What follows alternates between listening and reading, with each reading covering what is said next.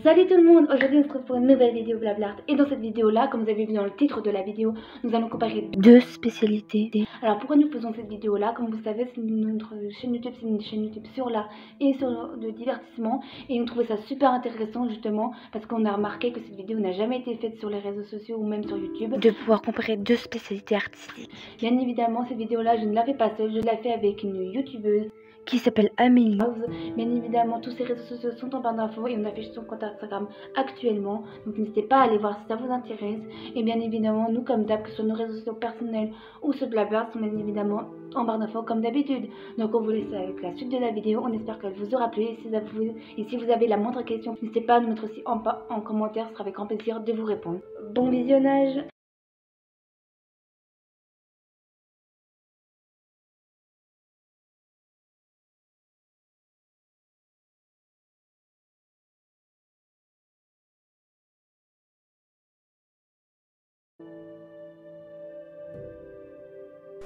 Bonjour à tous, moi c'est Amélie, je suis graphiste et j'ai créé mon auto-entreprise en 2020 qui s'appelle l'agence Hilargia.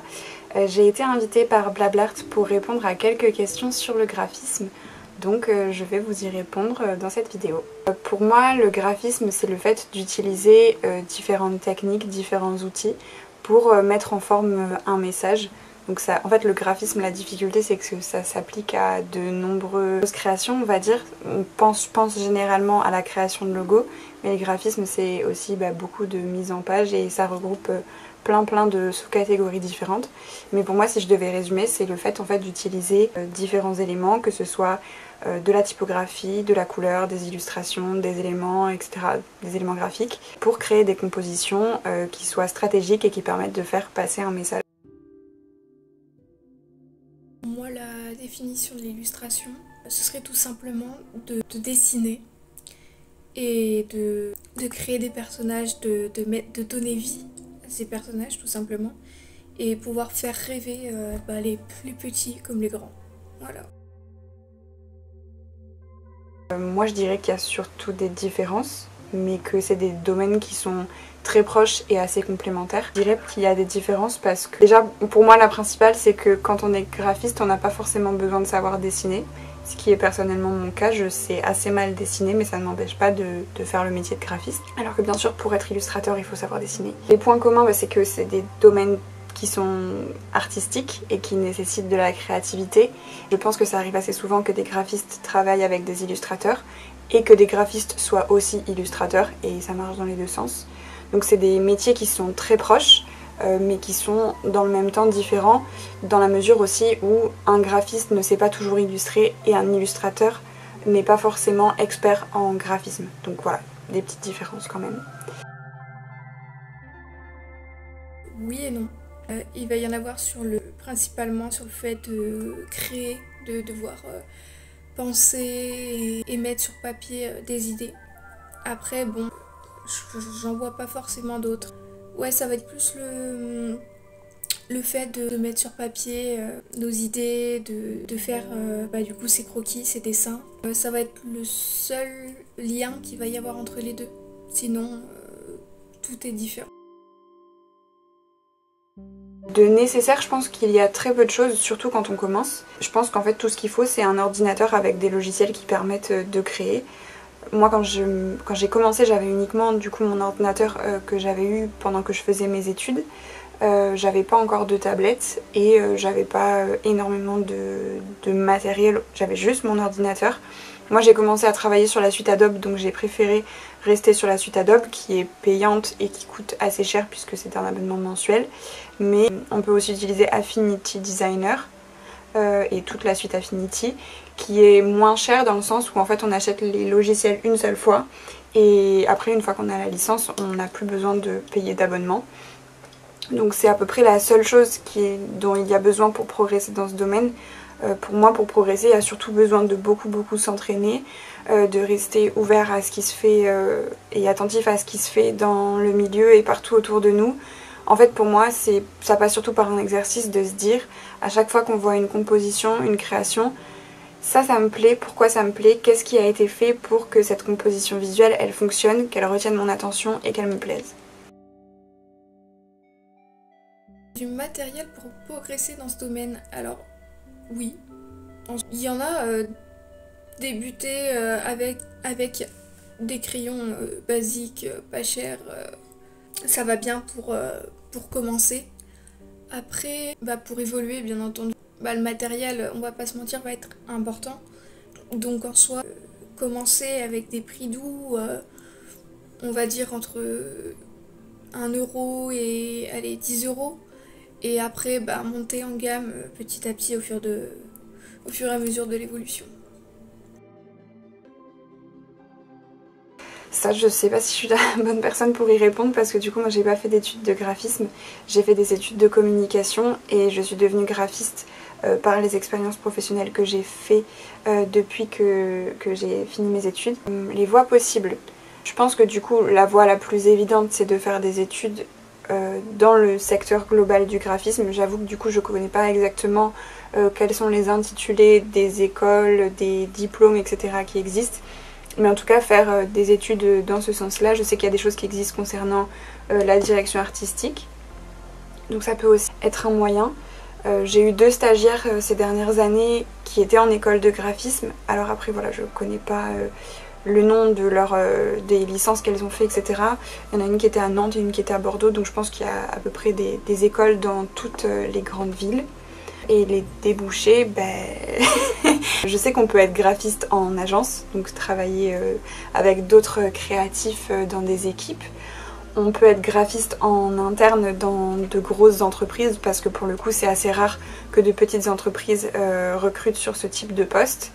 Et on peut être du coup graphiste en indépendant comme je le suis, donc sous le statut de freelance, où du coup il est nécessaire de trouver soi-même ses clients et où on travaille généralement pour de plus petits comptes, même si c'est pas toujours le cas, mais où on travaille généralement pour de plus petits comptes puisque c'est des personnes en fait qui n'ont pas la possibilité d'avoir un graphiste en interne et qui font appel à un graphiste indépendant juste pour des missions ponctuelles. Il va y avoir les écoles, bien entendu, école à distance ou école physique. On peut être autodidacte aussi. Selon moi, je pense que ça peut marcher. Apprendre soi-même, évoluer, montrer son travail. Comme on dit, qui ne tente rien à rien. Y aller au talent, tout simplement, aussi. Après, au niveau des débouchés, alors ça peut varier énormément. Ça peut aller d'être artiste-auteur et du coup d'être à son propre compte, se faire éditer par une maison d'édition, travailler dans des studios d'animation, ça peut vraiment varier. Il y a énormément de domaines là-dedans que je ne connais pas tous malheureusement, mais voilà, il y a énormément de débouchés là-dedans. Après, il suffit de trouver celui qui nous plaît et voilà. Personnellement, voilà, pour donner un exemple, moi ce serait de me faire éditer par une maison d'édition, voilà, et d'être du coup illustratrice jeunesse, voilà, moi ce serait voilà la débouchée que j'aimerais bien avoir.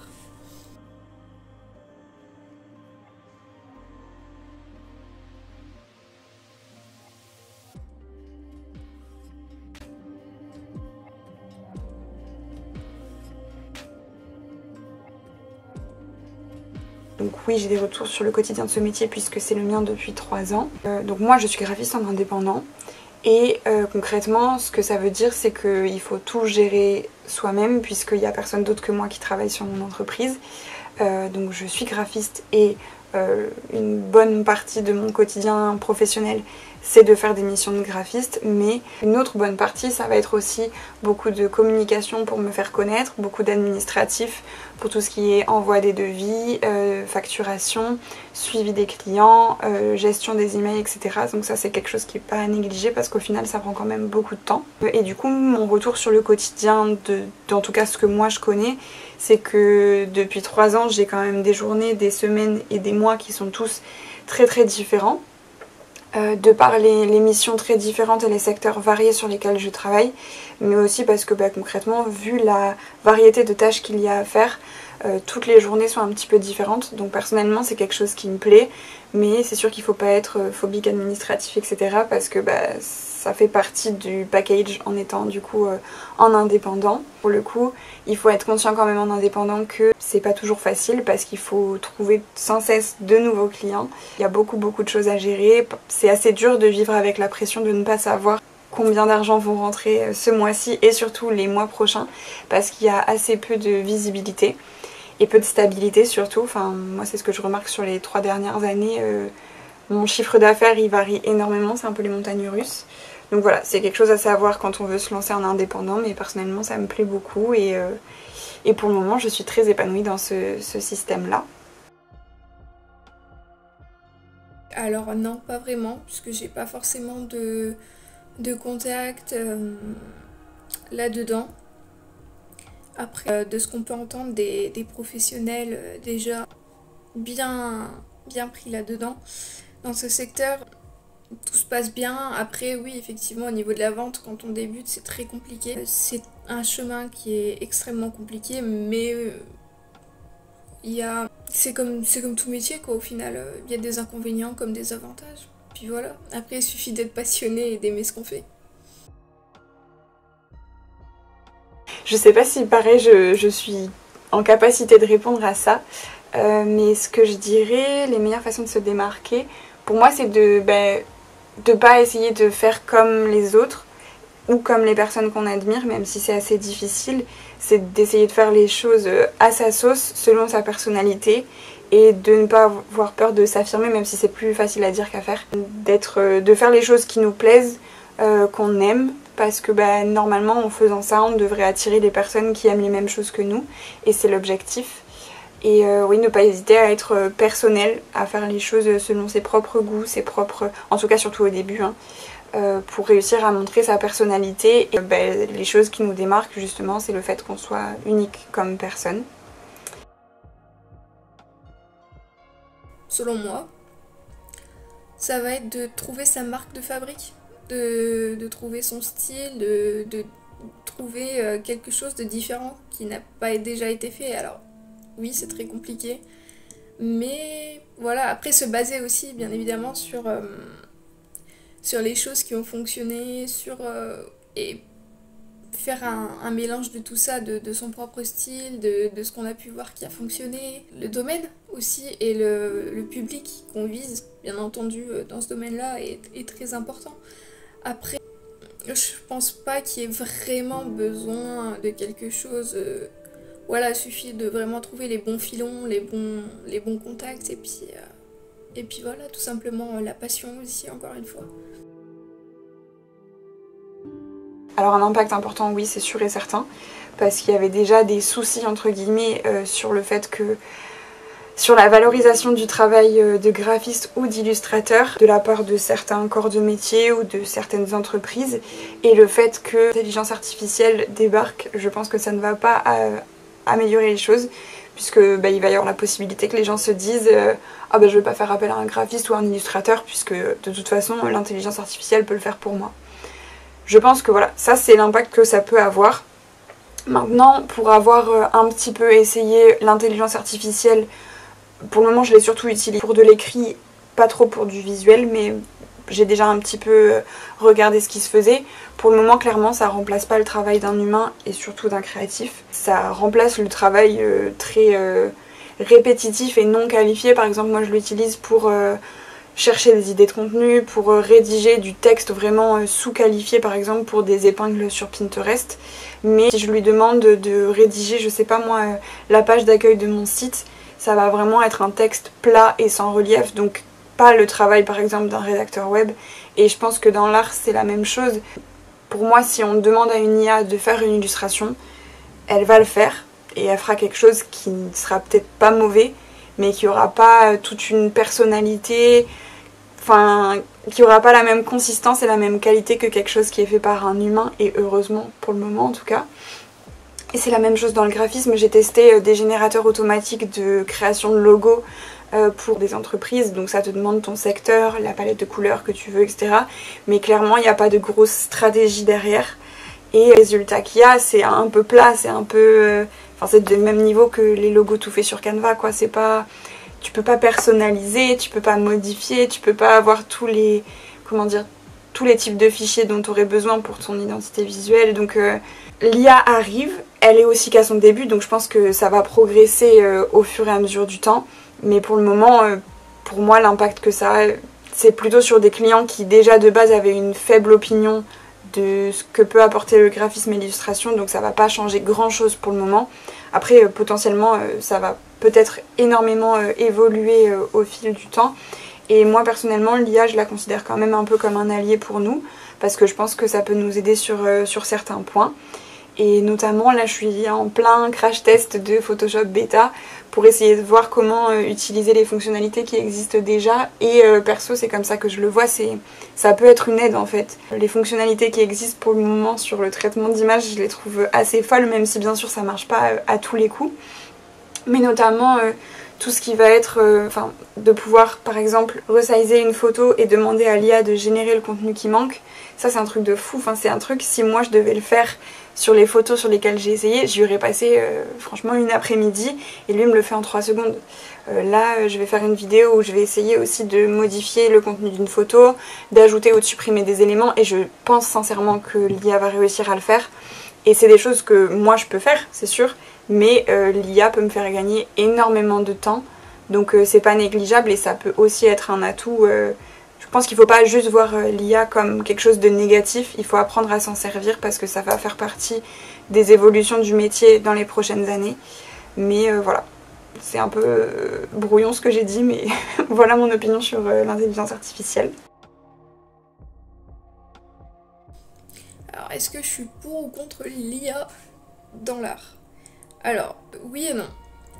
Oui, dans le sens où si cette IA est juste là pour aider à corriger certaines erreurs, ou même juste à donner certains conseils, ou même via sur certaines applications, par exemple, je prends l'exemple de Procreate, qui est quand même un logiciel relativement connu pour tous ceux qui dessinent. Par exemple, souvent, dans la précipitation, on va se tromper, on va avoir un premier calque où on va avoir son croquis, et ça va arriver qu'on se trompe et qu'on fasse le line art sur le calque croquis. Donc à ce moment-là, malheureusement, à part tout supprimer et recommencer, il n'y a pas forcément grand-chose à faire. Donc dans ce principe-là, où l'IA pourrait éventuellement trouver une solution à ce problème, là oui, pourquoi pas. Après, sinon, non, parce que du coup, ça prend un peu le travail des artistes, et ça facilite trop. Il y en a beaucoup qui l'utilisent pour créer des choses, et qui au final gagnent plus en popularité que certains artistes qui prennent des heures et des heures à dessiner, à créer, à inventer. Donc c'est vrai que non, vis-à-vis de ça, c'est plutôt mitigé quoi. Après, est-ce que cela aura un impact important sur le métier? Alors, à voir dans le futur, mais je pense que oui, au niveau où on en est déjà à l'heure actuelle, c'est très compliqué, hein. Je vois passer des personnes qui se plaignent parce que leur art, leur création, hein, qui vient du plus profond d'eux-mêmes, a été reprise et modifiée par des IA, des personnes qui reprennent et qui du coup se font du bénéfice par là. Donc oui, je pense dans tous les cas, allez, à 90%, pour vraiment pas dire 100%, que ça va avoir un énorme impact dans ce métier-là, quoi. Et ce qui est dommage si, bien évidemment, c'est un impact négatif. Bah, je lui conseillerais surtout de beaucoup s'entraîner. Déjà parce que personnellement c'est la partie presque que j'aime le plus dans mon travail. Les missions clients c'est super cool, mais concrètement là où je prends le plus de plaisir c'est quand je crée du contenu juste pour m'amuser. Donc ça peut être par exemple faire des projets fictifs, se dire j'ai hyper envie de travailler avec un restaurant, mais pour le moment dans mon portfolio j'ai jamais travaillé pour un restaurant, donc à quoi ressemblerait le restaurant de mes rêves?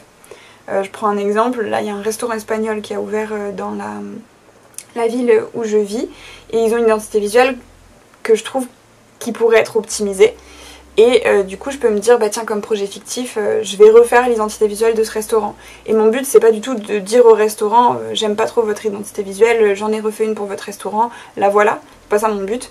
Mon but c'est moi de m'entraîner sur quelque chose qui est quand même assez réel puisque c'est une entreprise qui existe, et de voir quelles propositions j'aurais été capable de faire. Et voilà, il n'y a pas de retour client puisque je le fais juste pour moi. Mais pour moi c'est comme ça qu'on progresse, parce que en faisant ça, ça va nous obliger à se dire ok, alors j'ai envie de faire ça, mais comment je le fais, et du coup à chercher, à trouver, à s'entraîner, etc. Et pour moi c'est la répétition de plein d'entraînements qui permettent de progresser. Ce que j'ai déjà dit du coup tout à l'heure, le fait de ne pas essayer de ressembler à quelqu'un d'autre, mais de faire les choses de manière personnelle selon ce qui nous plaît à nous. De rester hyper ouvert à ce qui se passe autour de soi, parce que clairement l'inspiration et la construction d'un style, même si personnellement j'estime que j'ai pas de style, donc c'est un sujet dont je ne suis pas maîtrisante, mais tout ça, ça se passe en regardant ce qui se passe autour de soi. C'est-à-dire, là je parlais du restaurant espagnol qui a ouvert dans ma ville. Moi je sais que chaque fois que je sors, je suis hyper attentive à tous les signes que je vois autour de moi, que ce soit les publicités, les panneaux des abribus, les logos des enseignes dans une rue commerçante. Le graphisme est partout autour de nous et il faut vraiment constamment garder les yeux ouverts pour voir ce qui nous plaît, ce qui nous inspire. Et en fait c'est tout ça, tout ce qu'on voit au quotidien autour de nous, et le fait de se construire des goûts en termes de graphisme qui nous aide à progresser dans un sens, parce que c'est ce qui nous éveille, c'est ce qui nous nourrit, c'est ce qui nous donne envie d'essayer de nouvelles choses. Et en fait c'est aussi ce qui fait naître nos idées. Au moment où on se retrouve face à notre ordinateur, au moment de créer, on croit que les idées elles arrivent comme ça tombées du ciel, pas du tout. Les idées qu'on a, elles sont issues de tout ce qu'on a vu ces derniers temps, qui est resté dans un coin de notre tête. Et donc pour progresser, pour être meilleur et pour avoir des idées le plus originales possible, il faut donner à manger entre guillemets à notre cerveau. Et ça on le fait en étant hyper ouvert et en nourrissant continuellement notre cerveau d'inspirations qui peuvent se trouver partout autour de nous. Donc voilà, j'ai fini de répondre à ces questions. J'espère que ce contenu là pourra vous aider.